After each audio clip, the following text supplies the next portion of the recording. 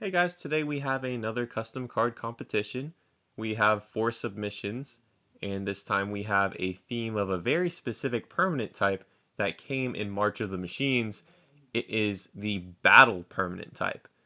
And let me just tell you, there aren't really much battles because that specific permanent type just showed up in March of the Machines. But what is really cool is the Discord community, which I am a part of, which you can join. They were just so creative with how they worked with that permanent type. And overall, it's a great idea. I wish Magic the Gathering actually went back to that permanent type. It was actually originally teased before the set's release, even with Atrexa the Grand Unifier, which Atrexa the Grand Unifier is a fantastic card in itself. But enough talking about the battle permanent type. Let me just dive straight into what we have for our custom card submissions. There is actually a winner that will receive a prize out of all of these cards that I judge. Alright, so here is our first submission. When the siege enters, you may search your library for a card and put it into your hand. Okay, so it's a tutor. If you control 4 legendary demons, instead search your library for 7 and put them into your hand. That's pretty crazy. And it's going to cost you 2 colorless, a blue, black, and a red to put down. So, first of all, just judging it off of the first face, it's pretty strong. I mean, 5 mana for a tutor's like, that's obviously not that strong. But where the ability really comes into play is when you control 4 legendary demons. But then again, 4 legendary demons, it's also hard to get yourself set up to that point. Chances are you're going to be winning anyway if you have 4 legendary demons in play.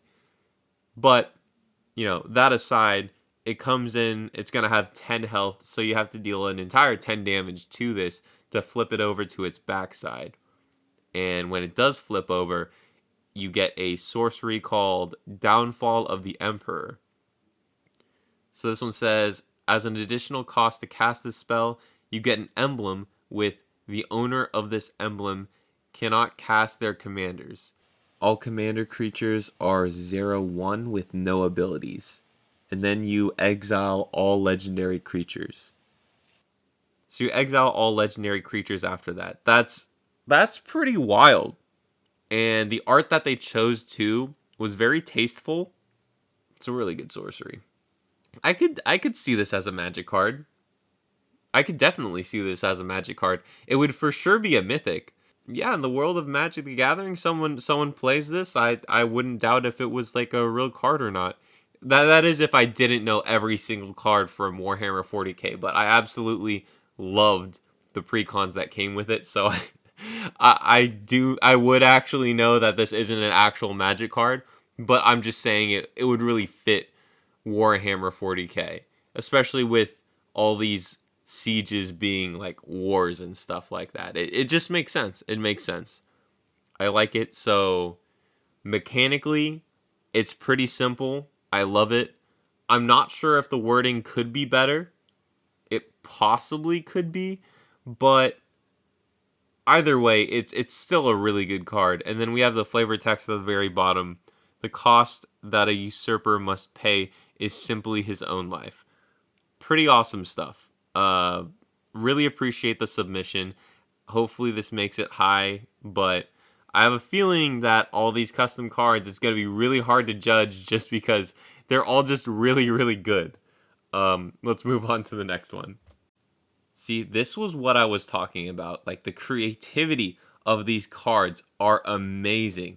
So, let me just explain at the bottom right here. This is a legendary enchantment battle saga. Is that not insanely awesome? So it's going to cost you 5 mana, 3 colorless, 2 red, the War of the Annihilated. First things first, starts just the same as any saga. On its first lore counter, you will get to destroy up to 1 target artifact or non-basic land. So, 5 mana for that, it's obviously not going to be worth it. You get to the second ability of the saga. You may discard your hand. If you do, draw 3 cards. That's definitely pretty good. Definitely pretty good. But the third ability, this is what you cast the spell for right here. The War of the Annihilated deals 20 damage to each opponent. So you're definitely going to want to destroy this if you're one of the opponents.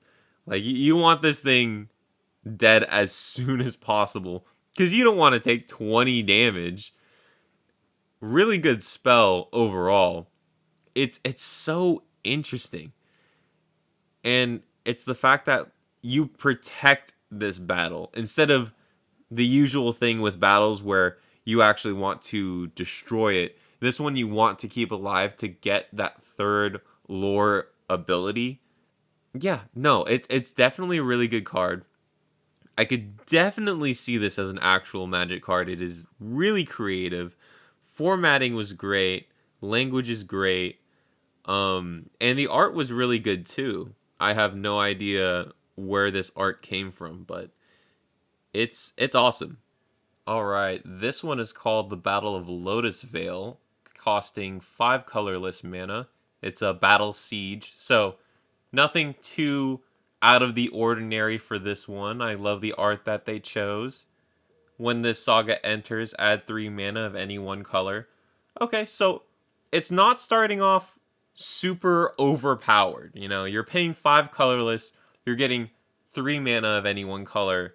So if anything, you're paying like 2 mana for nothing.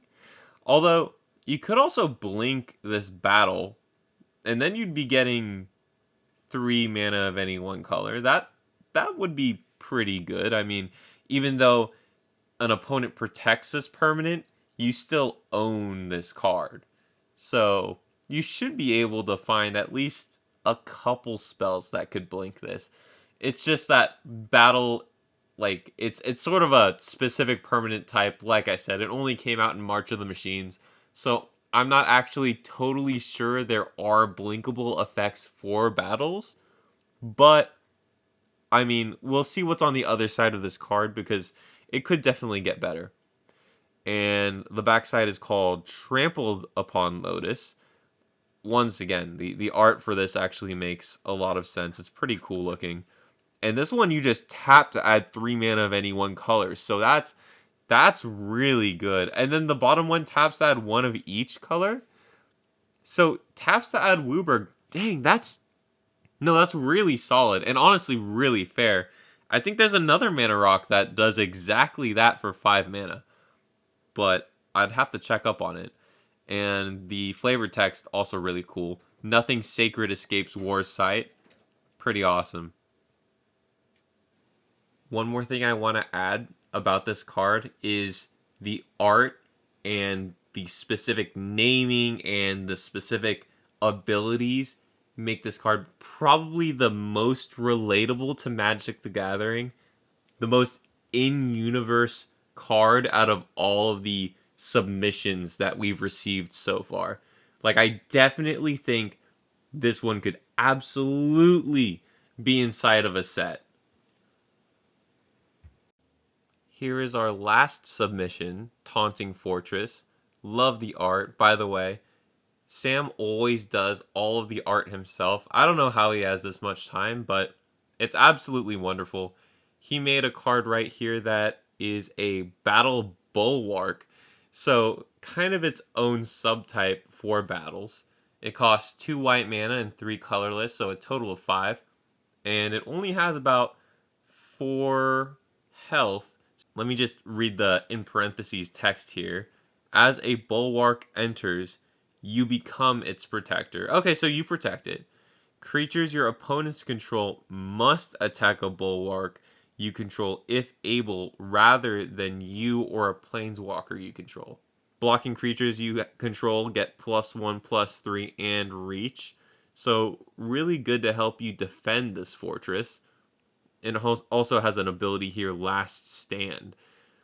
When the last defense counter on Taunting Fortress is removed, You may sacrifice a creature you control. If you do, destroy up to 3 target attacking creatures. Very, very interesting. Okay.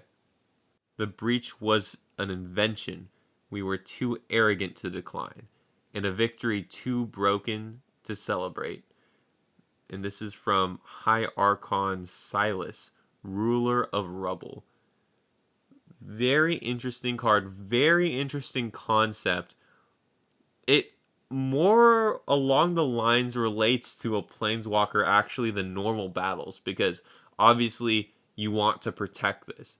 I actually think this goes great in a planeswalker deck now that I'm thinking about it because you can proliferate those defense counters and also your planeswalkers while they're being protected by this card. It's definitely very, very strong for 5 mana. It's pretty powerful.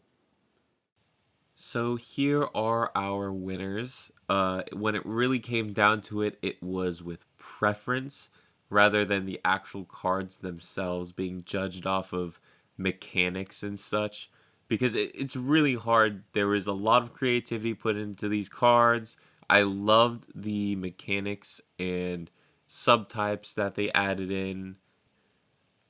But I think the thing that I struggled most on was deciding which card in specific deserved the win the most. So, with that being said, there are actually two winners, and I'm just gonna have to pay out of pocket and give prizes to both of them. But like I said, overall, I loved each card that was sent out and it was absolutely awesome. So, if you guys would like to join our next custom card competition, please join the Discord down below. I'd love to have a chat with you. I'd love to talk about Magic the Gathering stuff. I am the Yapper after all, and I hope you all have a wonderful day. Take care.